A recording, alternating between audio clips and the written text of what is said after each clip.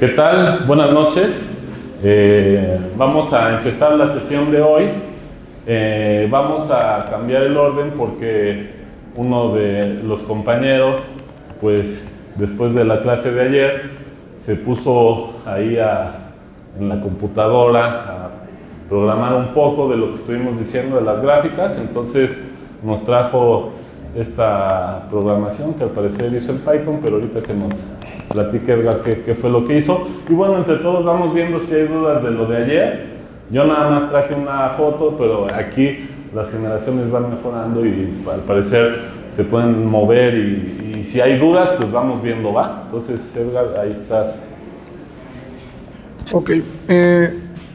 Buenas noches. Vine a presentar una visualización numérica con su comparación analítica de esta función, que es el coseno, también del seno, y vamos a ver cómo se cómo se parecen hasta que no. Esta aproximación del seno y del coseno fue diseñada mediante las sumas que vimos en la sesión anterior y va a haber tanto visualizaciones del seno, del coseno y de todo. Ok, el programa está hecho en Python con Matplotlib. En realidad es bastante sencillo. En este caso estamos visualizando la función seno. Esta función seno es la parte verde. Como pueden ver, hay una parte que se ve como semitransparente, ese es el seno analítico. Y la parte verde es nuestro seno aproximado con 17 sumas.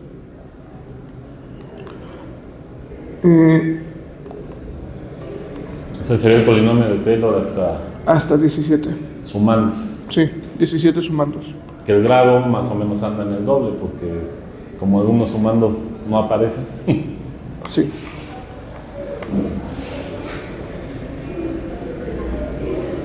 Ahora vamos a ver la función. Nada más hay una pregunta, entonces la que se ve un poco morada es el coseno y el otro es el polinomio de Taylor, ¿no? Sí, okay. Es el seno. Este es el seno. Perdón, dije al revés, el seno. Sí. Okay. Y el otro es el polinomio de Taylor. Vamos a ver únicamente el coseno.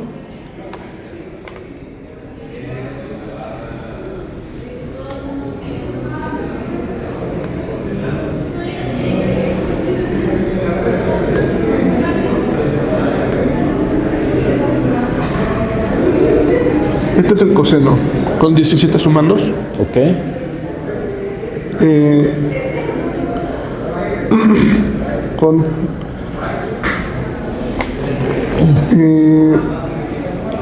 Como igualmente se puede ver, la diferencia no es mucha. Lo único que tengo que recalcar aquí es que está con un poco de zoom, nada más. ¿Con un poco qué? Con un poquito de zoom. Ok. Bueno, y ahí se nota, por ejemplo, se van hacia el mismo lado al final. A diferencia del seno. Del seno, porque una es par, la otra es impar. Y los grados de los polinomios, ¿se acuerdan? Eran los del seno, aparecían solo los impares, y del coseno solo los pares. Para demostrar que estos son el seno y el coseno y que no simplemente son la misma función con los valores cambiados, voy a visualizar ambos al mismo tiempo.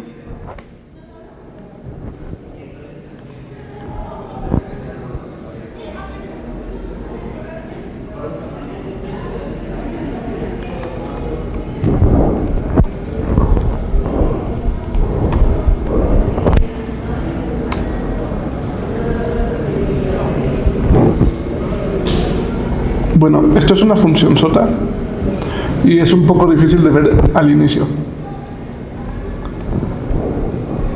Voy a intentar hacer algo de zoom.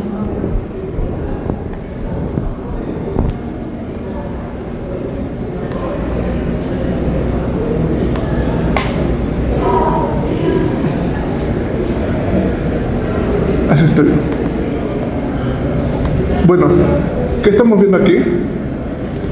Estamos viendo lo que viene siendo la función seno en un eje, la función coseno en otro eje, y a su vez estamos viendo una curva que viene siendo la suma de ambas. ¿Vienen siendo qué? La suma de ambas, no la suma, mejor dicho, el seno en un eje y el coseno en otro. Por esto mismo se forma un tipo de espiral, Ajá. como resorte, que orbita a través del tiempo. Uh-huh. Si logramos apreciar esto de una manera ortográfica, si vemos únicamente en un eje, podemos ver que el seno y el coseno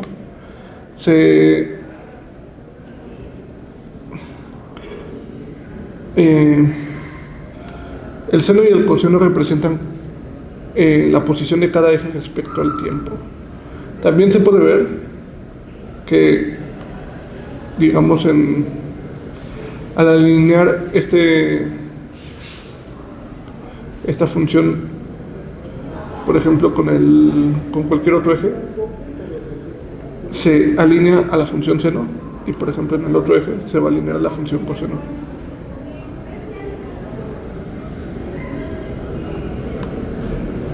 Ahora, aquí se puede ver que es extremadamente similar a la función seno y a la función coseno hasta cierto punto, y esto se refleja sobre todo en el círculo. Véase que no podemos apreciar una diferencia con el seno y el coseno, ni siquiera aunque estemos viendo ambos al mismo tiempo, para acentuar diferencias, hasta el momento en el que deja de ser exacta y se empieza a desviar. Ahí, ese es el punto, se podría decir, el punto en el que ya pasó su última raíz, y esa última raíz, cualquier polinomio después de su última raíz tiende al infinito o a menos infinito, después de pasar por última vez por cero.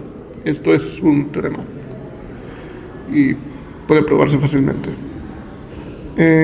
Esta fue mi visualización.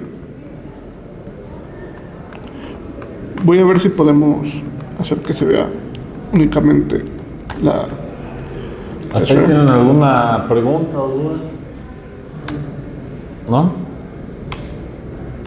Entonces son las dos gráficas que nos trae, son polinomios de Taylor de las componentes. Y esta es su curva compuesta, su curva parametrizada, ¿no? Uh-huh. Ahí está el polinomio de Taylor, pero como curva, porque es de los reales a R2, y está haciendo la gráfica, porque acuérdense que estábamos evaluando en el eje imaginario, y entonces ese eje es como el centro de donde está el resorte, y ahí se enreda esa gráfica verde, que correspondería la gráfica de un polinomio de Taylor hasta cierto grado, y cada una de las entradas son las que nos mostró Edgar. Una es algo que se tiene que aproximar al coseno, y la otra se tiene que aproximar al seno por la identidad de Euler. ¿Vale? Y ahora sí, de manera visual, se puede ver que viendo desde el eje Z, esto es un círculo, viéndolo desde el eje Y, esto es un coseno. Ah, ¿sabes por qué? A lo mejor no. A lo mejor te está pasando lo mismo que a mí. Déjame ver. Es que a mí me pasó el otro día. Espérenme, aspect decía aquí. Espérame.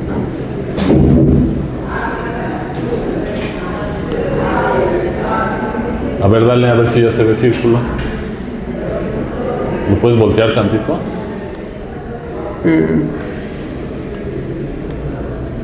¿Así? No, o sea, para que veamos como el cilindro donde se enreda. Creo que este es más bien por la proyección. Ahí está. No, es problema de este. Ya me pasó la vez pasada. ¿No te acuerdas? Mira, ahora sí ya se ve círculo. O bueno, al menos ya parece mucho más un círculo que... Sí. Va. Es un círculo. En el eje Z, en el eje Y es un coseno. Y en el eje X, una función de seno. Se podría decir, hasta cierto punto, que la función es equivalente al seno en un intervalo definido. ¿Cuál? ¿La verde? ¿El polinomio verde o cuál hablas? Sí, el polinomio verde. Bueno, se aproxima, ¿no? Se aproxima, en este caso computacionalmente, mientras más al centro estés, menos diferencia hay. E incluso empiezo a creer que computacionalmente no habría diferencia, debido a los problemas del punto flotante, su precisión. Ok, sí, en eso tienes razón, ¿no?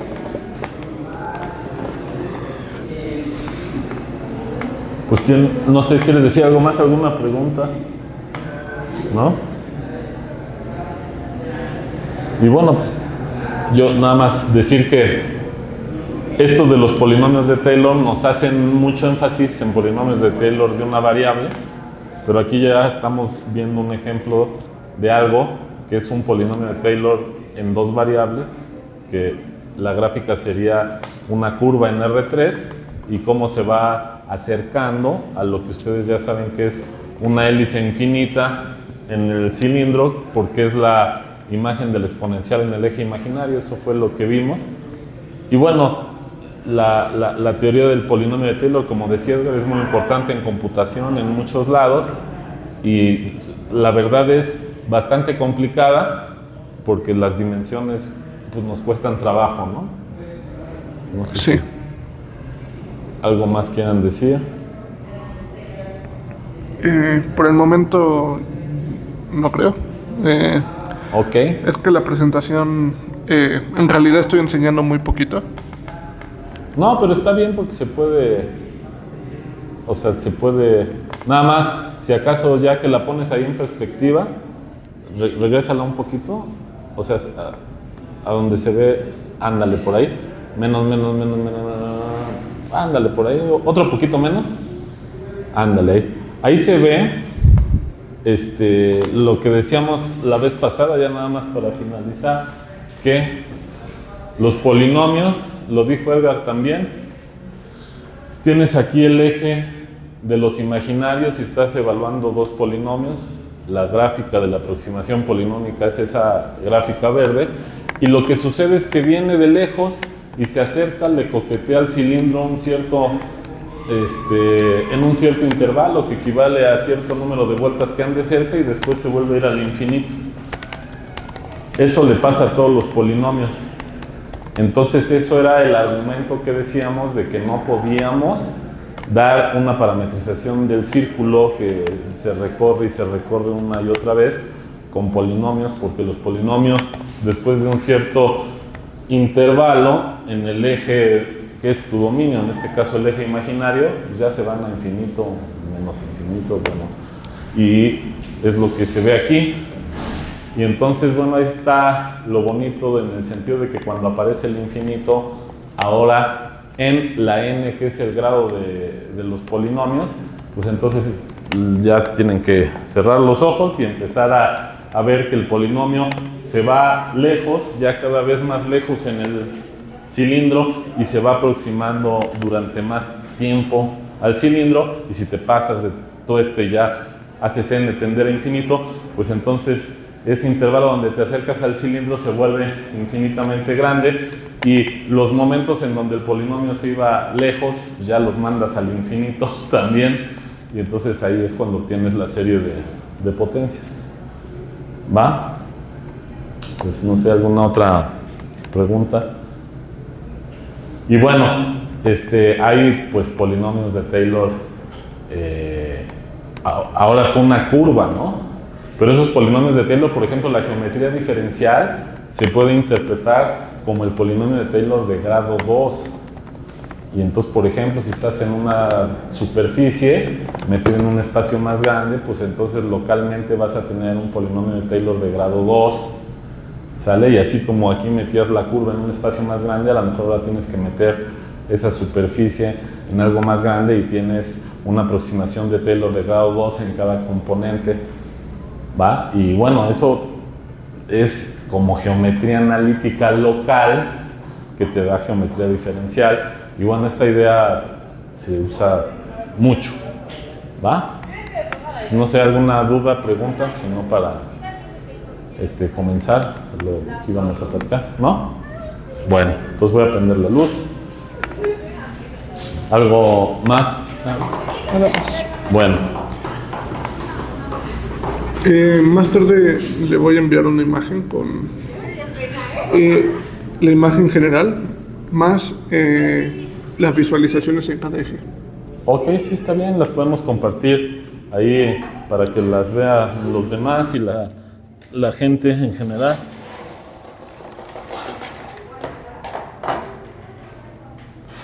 Va. Bueno, lo ponemos por aquí por si tienen alguna otra Aquí lo dejo intervención. Sí. Bueno, entonces, a ver, lo que queríamos redondear ahora era pues que intuyeran que en la gráfica, en lo que estuvimos haciendo la vez anterior, a ver, en la vez anterior estuvimos ya haciendo los detalles de cómo es la relación entre las funciones trigonométricas, en particular la del seno y el coseno, bueno, la del coseno y la exponencial, ¿sale? Ahora, no voy a andar apuntando ahorita todo lo que ya apunté, solo quiero que se acuerden del dibujo. En el dibujo había un intervalo. Ese intervalo iba depende cómo lo hacíamos. Acuérdense que al principio trabajábamos con 2 veces el coseno, ¿sale? Y entonces este intervalo iba del menos 2 al 2. Pero bueno, hagan esa contracción por 1/2 y entonces llegaban aquí a un intervalo que era de 1 a 1, perdón, de menos 1 a 1.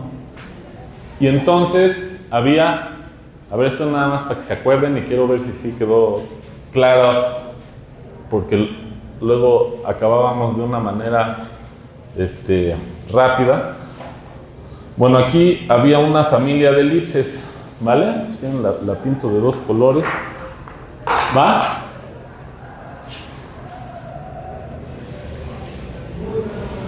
Voy a pintar unas que otras nada más.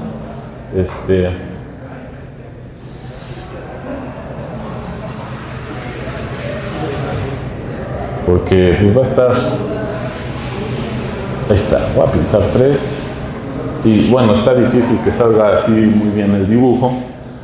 Y luego había una familia de hipérbolas, ¿se acuerdan? Estas correspondían, habíamos dicho, a líneas horizontales y luego veíamos que como era en concordancia con Cauchy-Riemann, la familia de líneas que iban así se iban en hipérbolas, ¿vale?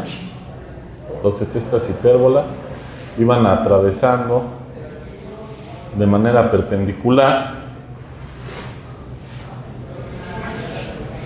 ¿va? ¿Sí? ¿Vamos?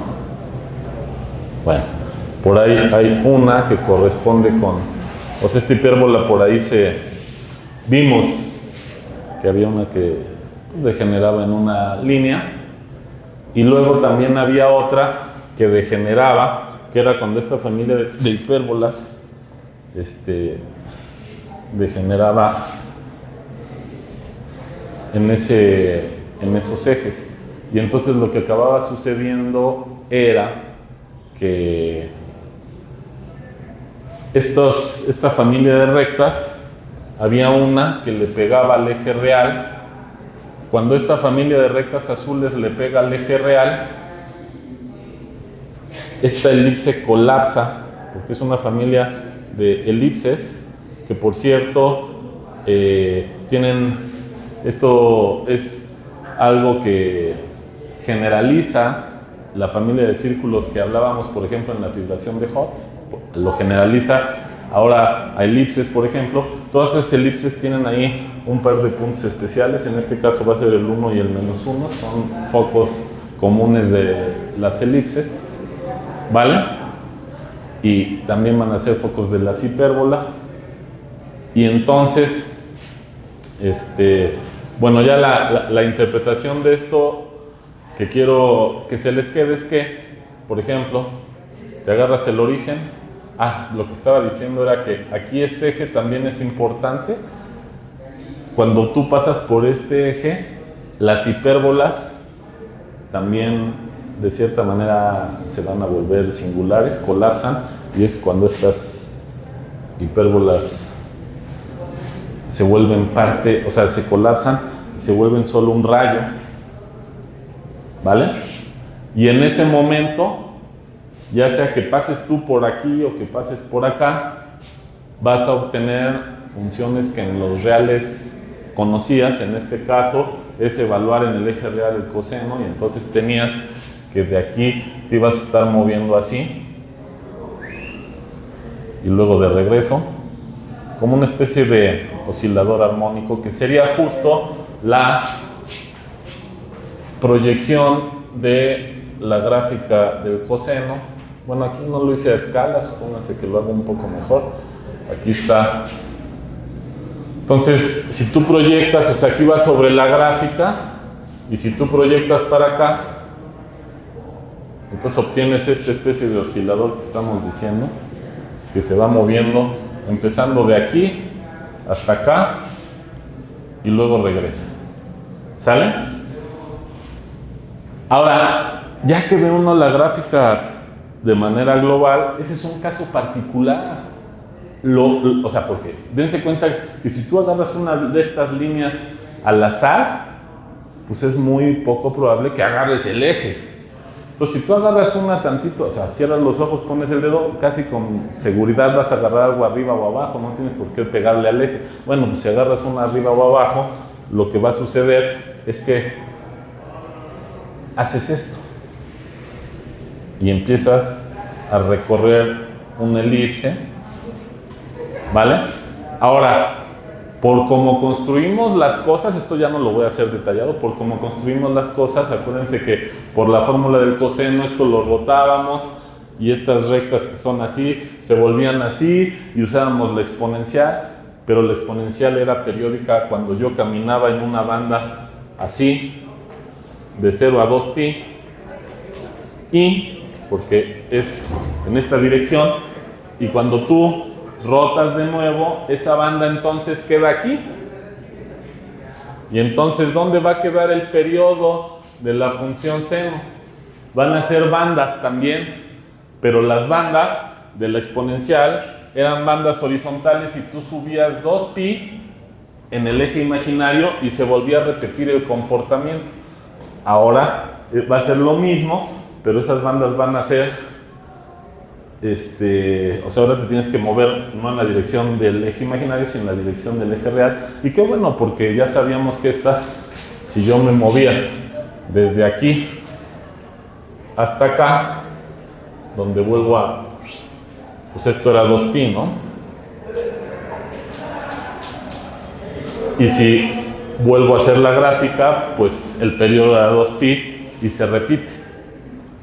¿Va? Y entonces aquí esto ¿cómo se ve? Pues que en esta banda, si yo la muevo a la siguiente, ahora va a ser una banda, bueno, si hablas de la banda, pues ahora tendría sentido decirle banda vertical en lugar de banda horizontal, y el periodo va a ser sobre el eje real, ¿sale? Y ahora, ¿cuál es la interpretación? La interpretación es algo análogo a lo que ocurría con la exponencial. Nada más que la exponencial todo se movía en círculos y todos los círculos eran los mismos, pero aquí hay algo rarito ahora.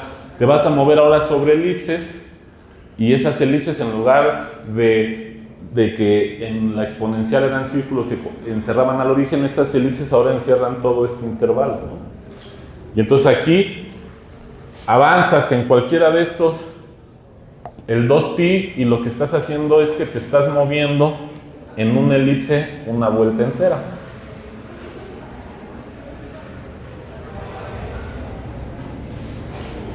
¿Va?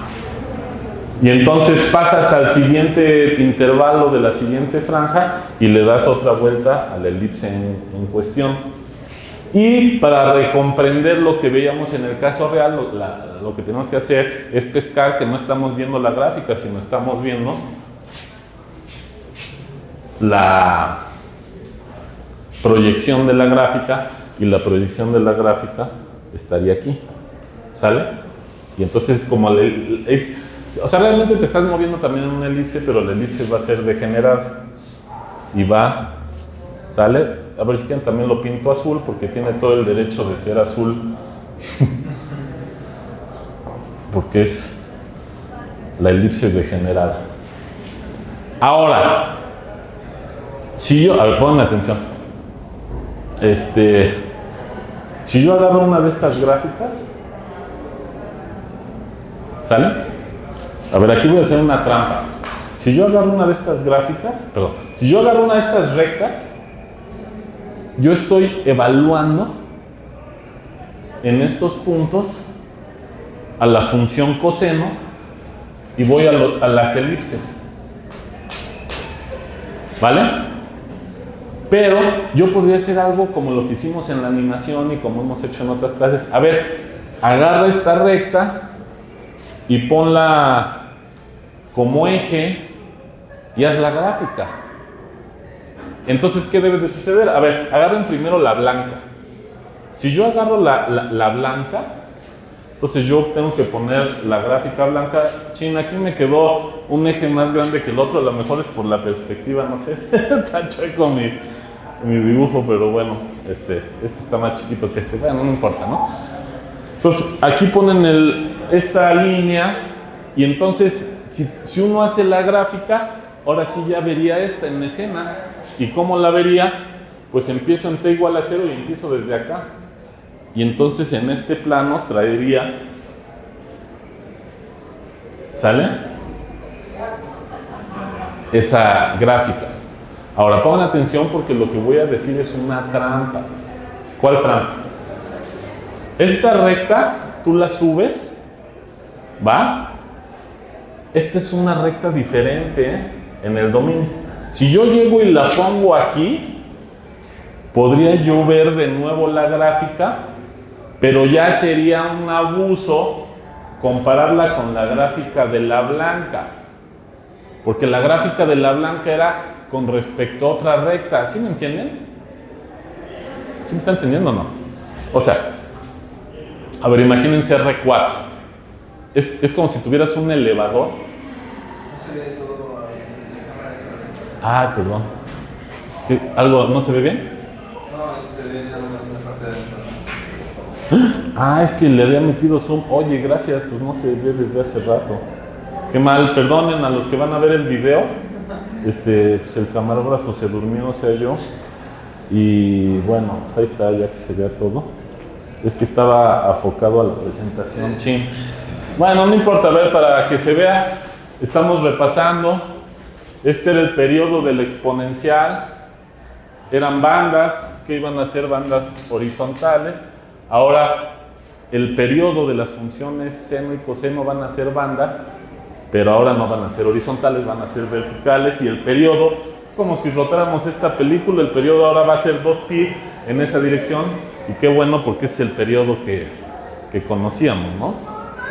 Bueno, y al final lo que yo les estaba diciendo es que se puede hacer la gráfica de cierta manera de las cosas aquí, pero hay que tener cuidado, porque puedes tomar una recta, la pones aquí y entonces traes el eje del contradominio acá, ¿sale? Y vimos que la gráfica del coseno quedaría en este plano, y cuando la proyectas caes acá.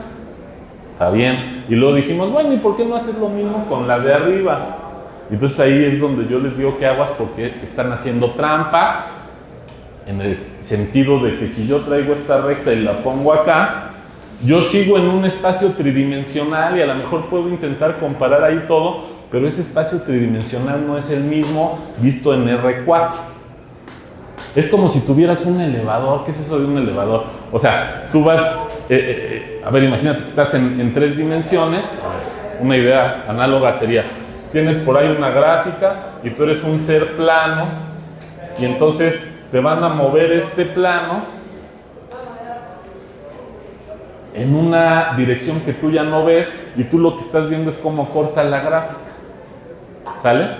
Entonces algo análogo está sucediendo. ¿Por qué? Porque yo voy a tener un espacio de 3 dimensiones que está determinado por esta línea que se va moviendo y el plano del contradominio. Entonces en el fondo es la misma idea. En lugar de tener un espacio de 2 dimensiones, ahora tengo uno de 3 y voy montado ahí, y la gráfica que voy a ver aquí va a ser la intersección con la gráfica de la función coseno en 4 dimensiones. Con esa observación, entonces se vale que cuando yo me muevo tantito, entonces ahora la gráfica sería como una especie de espiral. A ver, imagínense la que ya saben, que es una escalera de caracol en un cilindro. Bueno, ahora el cilindro lo hace en elipse y la escalera de caracol también se deforma y entonces van a tener algo así, que se va a ir enredando en estas elipses. ¿Sale? Y bueno, nada más es para decir cosas que no habíamos dicho. Y entonces lo que sucede es que cada vez que pones 2pi, pues esta escalera de caracol sube un piso. ¿Sale? Y entonces, bueno, es un comportamiento bastante parecido al que ya habíamos hecho de la exponencial. En la exponencial, cuando yo me movía así y hacía la gráfica análoga a esto, eran escaleras de caracol perfectas en un círculo, ibas serpenteando ahí. Aquí vas a ir serpenteando, agarras una línea de estas, le corresponde una elipse y vas a ir serpenteando. Sería como una escalera de caracol elíptica, que si algún arquitecto pudiera hacer eso, sería toda una obra más artística que si la haces las escaleras de caracol por donde todo el mundo subimos a la azotea, ¿verdad? Son en cilindros, ¿va? Bueno, ahora, en el tiempo que falta, lo que quiero que vean es lo siguiente. Bueno, ¿y qué onda con el seno? ¿Todo esto que ya hicimos sirve para el seno? Aguántenme unos minutos. Ya. ¿Cuánto es? Ya son las 8:02. ¿Pueden aguantar 3 minutos y ya nada más para que se vayan con esta idea? ¿O 2? A ver, la idea es la siguiente. ¿Qué pasa con la función coseno? O sea, lo que quiero que vean con la función seno. Lo que quiero que vean es que, a ver, es cuestión de que lo piensen. Lo que ya hicimos ya va a servir para decir cosas de la función coseno. Por ejemplo, la función coseno empieza aquí. Cuando yo estoy aquí, entonces la gráfica viene así. La función seno empieza aquí, por ejemplo, ¿no? ¿Por qué? Porque si la pinto rápidamente empieza aquí y hace esto. La función seno. Entonces, ¿qué va a pasar? Que también puedo ver aquí, y va a ser un análisis muy parecido. Cuando empiezo en el seno, en lugar de empezar aquí, estoy empezando de acá. Entonces, en toda esta familia, en lugar de empezar en estas condiciones iniciales a darle vueltas a las elipses, voy a empezar en este eje. ¿Sí me agarraron la onda? Eso es lo que quiero que piensen. O sea, el seno de 0 empiezas aquí. ¿Sale? Ahora, aquí, para que este sentido esté bien, el eje, si lo pongo para acá, no estaría bien, ¿eh? Estaría al revés, para que funcione. Si empiezas a mover las cosas para allá, tendría que poner el eje para allá. O si quiero estar de acuerdo con este dibujo, entonces lo tengo que poner aquí, y entonces empiezo a avanzar para acá, y en las elipses tendría que voltear las flechas, nada más para que quede bien esto, y tendría que ser así, para que estén de acuerdo en que el eje va para acá. ¿Sale? Entonces, si el eje va para acá, lo que les estoy diciendo es que este empezaría a moverse así con el seno, la gráfica sería así, y pues en las condiciones iniciales de más abajo, empezaría a moverme ahora así. ¿Vale? ¿Sí?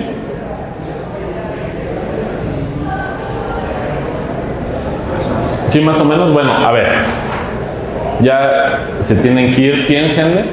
Lo que estamos intentando decir es que esta familia de curvas que hemos obtenido nos va a dar el comportamiento de la función seno también. Y de hecho aquí se ve un poco que si yo muevo un poco el seno o el coseno, por ejemplo el coseno lo muevo para allá, entonces acabo. Es lo mismo. Bueno, aquí va a ser empezar en otras condiciones iniciales. Piénsenle, este dibujo también trae el paquete de interpretar que es la función seno. Y bueno, acabamos un poco abruptamente porque abrimos el espacio para aquí la exposición de Edgar.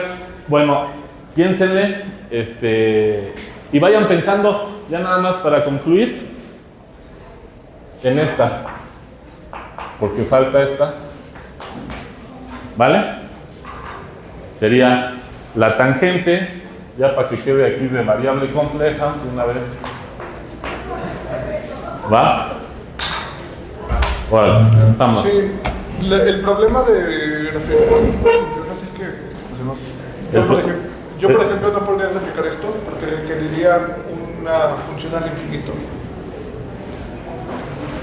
Ah, ya. Entonces tendría que ver, voy a intentar ver si... Hablas para la tangente. Sí. Ajá. Sí, es un problema de las computadoras. Pero sí... Es un problema de cómo estamos diseñando nuestro cálculo. Bueno, pueden ser problemas de varias cosas, ¿no? Es un problema fundamental de que nuestras computadoras hacen números. Uh-huh. Y ya cuando te alejas del concepto de un número y te acercas al infinito, eso ya no se puede. Por ejemplo, ya que mencionas esto, fíjate, para que veas cómo es multifacético el problema que estás mencionando. Seno entre coseno, esto es tangente y falta hablar un poco de esto, tangente de z. A ver, no nos vayamos tan lejos en los reales. La gráfica de la tangente se va a infinito en pi medios, la pintamos rápido y lo que sucede es que se pinta algo así en las gráficas. Ahora, lo que quiero que dejarles a que piensen, ¿cómo se vería esta gráfica si yo compactifico tanto el dominio y la imagen con un círculo? Es decir, como si hiciera la proyección estereográfica, acuérdense, de la recta, todos los puntos de la recta los mando en un círculo y todos los puntos de la recta del contradominio los mando en un círculo. Entonces ahora la gráfica me quedaría una curva en el producto de dos círculos que es un toro. Entonces tratar de pensar cómo se ve la tangente de X aquí. Y entonces ahí como que de cierta manera estás remendando eso del comportamiento al infinito. Ahora, cuando quieres hacer gráficas en superficies como estas, tienes que luego andarle haciendo trampa a la computadora, porque es el mismo problema de que tú no puedes modelar un círculo con los números, porque cuando los números se van muy para allá, no llegas al polo norte. Entonces cuando haces la gráfica en una computadora siempre le queda un hoyo, pero los que hacen gráficas bonitas hacen trampa y entonces le ponen como si proyectaran al revés y ponen otro círculo con un hoyo acá del mismo color y ya se ve completo, por ejemplo. Entonces, bueno, ese problema que estás marcando se da en varias facetas. Cuando quieres hacer gráficas así de cosas que ya son cerradas, variedades, si quieres hacerlas con una sola función, pues luego no checa. Bueno, de hecho, de ahí viene mucho la esencia de la definición de lo que es una variedad. Y pues ahí piensa en esto y bueno, si quieres hacer la gráfica o la animación que quieran, aquí la mostramos y bueno, pues le agradecemos a Edgar y nos vemos pronto.